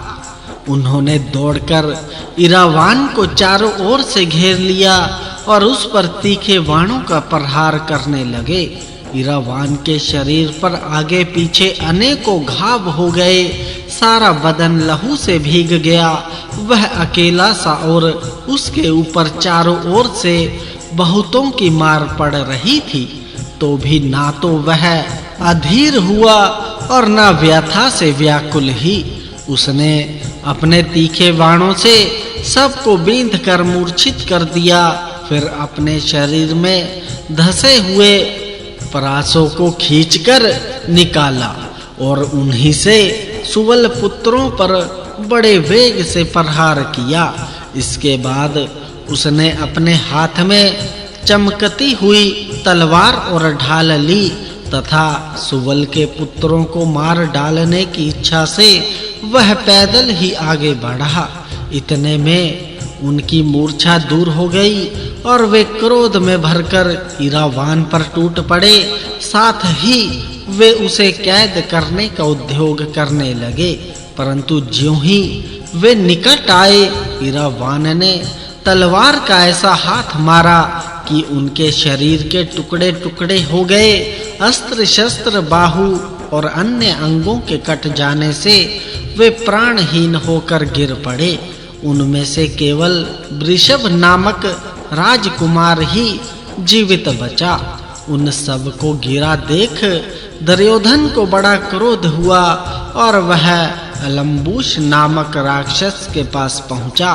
वह राक्षस देखने में बड़ा भयानक और मायावी था तथा वकासुर का वध करने के कारण भीमसेन से बैर मानता था। उससे दुर्योधन ने कहा, हे वीरवर, देखो यह अर्जुन का पुत्र इरावान बहुत बलवान तथा मायावी है। ऐसा कोई उपाय करो जिससे यह मेरी सेना का संहार न कर सके। तुम इच्छा अनुसार जहां चाहो जा सकते हो, माया अस्त्र में भी प्रवीण हो, अतः जैसे बने इस इरावान को तुम युद्ध में मार डालो। वह भयंकर राक्षस बहुत अच्छा कहकर सिंह के समान गरजता हुआ इरावान के पास आया और उसे मारने के लिए आगे बढ़ा। इरावान ने भी वध करने की इच्छा से आगे बढ़कर उसे रोका। उसे अपनी ओर आते देख राक्षस ने माया का प्रयोग आरंभ किया। उसने माया से 2000 घोड़े उत्पन्न किए तथा उन पर माया के ही सवार बिठाए। वे सवार भी राक्षस थे और हाथों में शूल तथा पटीश लिए हुए थे। उन मायामयी राक्षसों का इरावान की सेना के साथ युद्ध होने लगा और दोनों ओर के योद्धा परस्पर प्रहार कर एक दूसरे को यमलोक भेजने लगे। सेना के मारे जाने पर दोनों रणोन्मत्त वीर द्वंद्व युद्ध करने लगे। राक्षस इरावान पर आक्रमण करता था और वह उसका बार बचा जाता था। एक बार जब राक्षस बहुत निकट आ गया तो इरावान ने उसके धनुष और बाते को काट डाला। तब वह इरावान को अपनी माया से मोहित सा करता हुआ आकाश में उड़ गया। यह देख इरावान भी अंतरिक्ष में उड़ा और राक्षस को अपनी माया से मोहित कर उसके अंगों को बाणों से बींधने लगा। हे महाराज, बाणों से बारंबार काटने पर भी वह राक्षस नवीन रूप में प्रकट हो जाता और नौजवान ही बना रहता था, क्योंकि राक्षसों में माया संभाविक ही होती है और उनका रूप भी उनके इच्छा अनुसार हुआ करता है। इस प्रकार उसका जो अंग कटता था वही पुनः उत्पन्न हो जाता था। इरावान भी क्रोध में भरा हुआ था, अतः वह उस पर फरसे से बारंबार प्रहार कर रहा था। उससे छिदने के कारण अलम्बुस के शरीर से बहुत रक्त बहने लगा और वह घोर चित्कार करने लगा।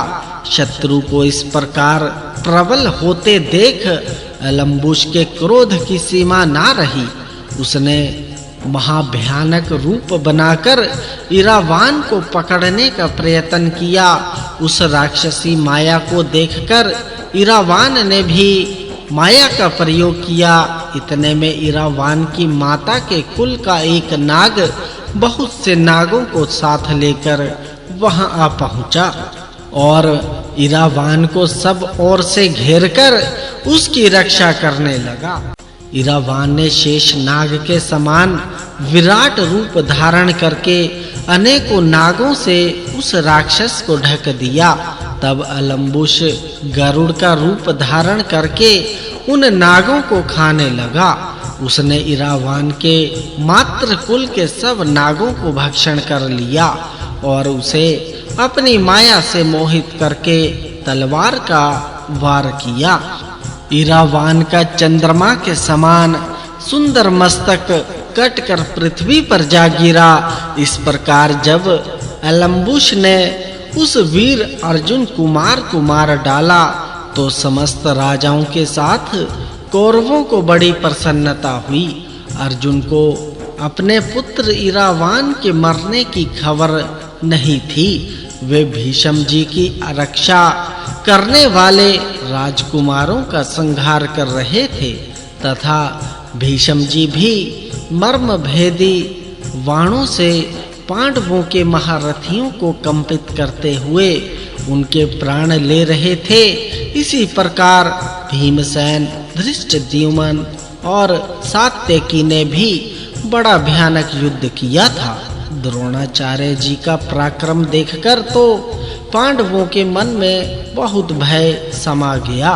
वे कहने लगे, अकेले द्रोणाचार्य ही संपूर्ण सैनिकों को मार डालने की शक्ति रखते हैं, फिर जब इनके साथ पृथ्वी के प्रसिद्ध शूरवीर भी हैं तो इनकी विजय के लिए क्या कहना है। उस दारुण संग्राम में दोनों ओर की सैनिक एक दूसरे का उत्कर्ष नहीं सह सके और अविष्ट से होकर बड़ी कठोरता के साथ लड़ने लगे। सारे बोलो भगवान कृष्ण जी की जय। भीष्म पर्व अध्याय 332 घटोत्कच का युद्ध। धृतराष्ट्र ने कहा, हे संजय, इरावन को मरा हुआ देखकर महारथी पांडवों ने उस युद्ध में क्या किया?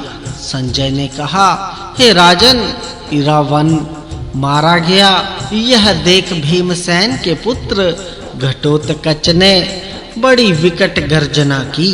उसकी आवाज से समुद्र, पर्वत और वनों के साथ सारी पृथ्वी डगमगाने लगी। आकाश और दिशाएं गूंज उठी। उस भयंकर नाद को सुनकर आपके सैनिकों के पैरों में कांट मार गया। वे थरथर कांपने लगे और उनके अंगों से पसीना छूटने लगा। सभी की दशा अत्यंत दयनीय हो गई थी। घटोत्कच क्रोध के मारे प्रलयकालीन यमराज के समान हो उठा। उसकी आकृति बड़ी भयंकर हो गई। उसके हाथ में जलता हुआ त्रिशूल था तथा साथ में तरह-तरह के हथियारों से भरकर राक्षसों की सेना चल रही थी। दुर्योधन ने देखा, भयंकर राक्षस आ रहा है और मेरी सेना उसके डर से पीठ दिखाकर भाग रही है, तो उसे बड़ा क्रोध हुआ। बस हाथ में एक विशाल धनुष ले बारंबार सिंहनाद करते हुए उसने घटोत्कच पर धावा किया। उसके पीछे 10,000 हाथियों की सेना लेकर बंगाल का राजा सहायता के लिए चला। आपके पुत्र को हाथियों की सेना के साथ आते देख घटोत्कच भी बहुत कुपित हुआ। फिर तो राक्षसों की ओर दुर्योधन की सेनाओं में रोमांचकारी युद्ध होने लगा। राक्षस बाण, शक्ति और रिष्टि आदि से योद्धाओं का संहार करने लगे। तब दुर्योधन भी अपने प्राणों का भय छोड़कर राक्षसों पर टूट पड़ा और उनके ऊपर तीक्ष्ण बाणों की वर्षा करने लगा। उसके हाथ से प्रधान राक्षस मारे जाने लगे। उसने 4 बाणों से महावेग महारुद्र, विद्युज्जिह्व और परमाथि इन 4 राक्षसों को मार डाला। तत्पश्चात वह पुनः राक्षस सेना पर बाण बरसाने लगा। आपके पुत्र का यह पराक्रम देखकर घटोत्कच क्रोध से जल उठा और बड़े वेग से दुर्योधन के पास पहुंचकर क्रोध से लाल-लाल आंखें किए कहने लगा, अरे हे नरशंस, जिन्हें तुमने दीर्घ काल तक वनों में भटकाया है, उन माता-पिता के ऋण से आज तुझे मारकर ऋण होऊंगा। ऐसा कहकर घटोत्कच ने दांतों से ओंठ दबाकर अपने विशाल धनुष से बाणों की वर्षा करके दुर्योधन को ढक दिया। तब दुर्योधन ने भी 25 बाण मारकर उस राक्षस को घायल किया। राक्षस ने पर्वतों को भी विदीर्ण करने वाली एक महाशक्ति हाथ में लेकर आपके पुत्रों को मार डालने का विचार किया। यह देख बंगाल के राजा ने बड़ी उतावली के साथ अपना हाथी उसके आगे बढ़ा दिया। दुर्योधन का रथ हाथी के ओंट में हो गया और प्रहार का मार्ग रुक गया। इससे अत्यंत कुपित होकर घटोत्कच ने हाथी पर ही शक्ति का प्रहार किया। उसके लगते ही हाथी भूमि पर गिरा और मर गया तथा बंगाल का राजा उस पर से कूदकर पृथ्वी पर आ गया।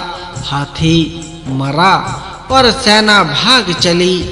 यह देख दुर्योधन को बड़ा कष्ट हुआ, किंतु क्षत्रिय धर्म का ख्याल करके वह पीछे नहीं हटा। अपनी जगह पर पर्वत के समान स्थिर भाव से खड़ा रहा। फिर उसने राक्षस पर काल अग्नि के समान तीक्ष्ण बाण का प्रहार किया, किंतु वह उसे बचा गया और पुनः बड़ी भयंकर गर्जना करके संपूर्ण सेना को डराने लगा। उसका भैरव नाद सुनकर भीष्म पितामह ने अन्य महारथियों को दुर्योधन की सहायता के लिए भेजा। द्रोण, सोमदत्त, ब्राहिक, जयद्रथ, कृपाचार्य, भूरिश्रवा, शल्य, उज्जैन के राजकुमार बृहदल, अश्वत्थामा, विकर्ण, चित्रसेन, विविशति और इनके पीछे चलने वाले कई हजार रथी, ये सब दुर्योधन की रक्षा के लिए आ पहुँचे। घटोत्कच भी मैनाक पर्वत की भांति निर्भीक खड़ा रहा। उसके भाई बंधु उसकी रक्षा कर रहे थे। फिर दोनों दलों में रोमांचकारी संग्राम शुरू हुआ। घटोत्कच ने अर्धचंद्राकार बाण छोड़कर द्रोणाचार्य जी का धनुष काट दिया। एक बाण से सोमदत्त की ध्वजा खंडित कर दी और 3 बाणों से ब्राहिक की छाती छेद डाली। फिर कृपाचार्य को एक और चित्रसेन को 3 बाणों से घायल किया। एक बाण से विकर्ण के कंधे की हंसली पर मारा। विकर्ण खून से लथपथ होकर रथ के पिछले भाग में जा बैठा। फिर भूरिश्रवा को 15 बाण मारे। वे बाण उसका कवच भेदन कर जमीन में घुस गए। इसके बाद उसने अश्वत्थामा और विविशति के सारथियों पर प्रहार किया। वे दोनों अपने-अपने घोड़ों की बांग डोर छोड़कर रथ की बैठक में जा गिरे। फिर जयद्रथ की ध्वजा और धनुष काट डाले। अवंती राज के चारों घोड़े मार दिए। एक तीखे बाण से राजकुमार बृहदल को घायल किया और कई बाण मारकर राजा शल्य को भी बींध डाला। इस प्रकार कौरव पक्ष के सभी वीरों को विमुख करके वह दुर्योधन की ओर बढ़ा। यह देख कौरव वीर भी उसको मारने की इच्छा से आगे बढ़े। घटोत्कच पर चारों ओर से बाणों की वर्षा होने लगी। जब वह बहुत ही घायल और पीड़ित हो गया तो गरुड़ की भांति आकाश में उड़ गया तथा अपनी भैरव गर्जना से अंतरिक्ष और दिशाओं को गुंजाने लगा। उसकी आवाज सुनकर युधिष्ठिर ने भीमसेन से कहा, घटोत्कच के प्राण संकट में हैं, जाकर उसकी रक्षा करो। भाई की आज्ञा मानकर भीमसेन अपने सिंहनाद से राजाओं को भयभीत करते हुए बड़े वेग से चले। उनके पीछे सत्यधृति, सोचिति, श्रेणीमान, वसुदान, काशीराज का पुत्र अभिभू, अभिमन्यु, द्रौपदी के 5 पुत्र छत्रदेव, छत्रधर्मा तथा अपनी सेनाओं सहित अनूप देश का राजा नील आदि महारथी भी चल दिए।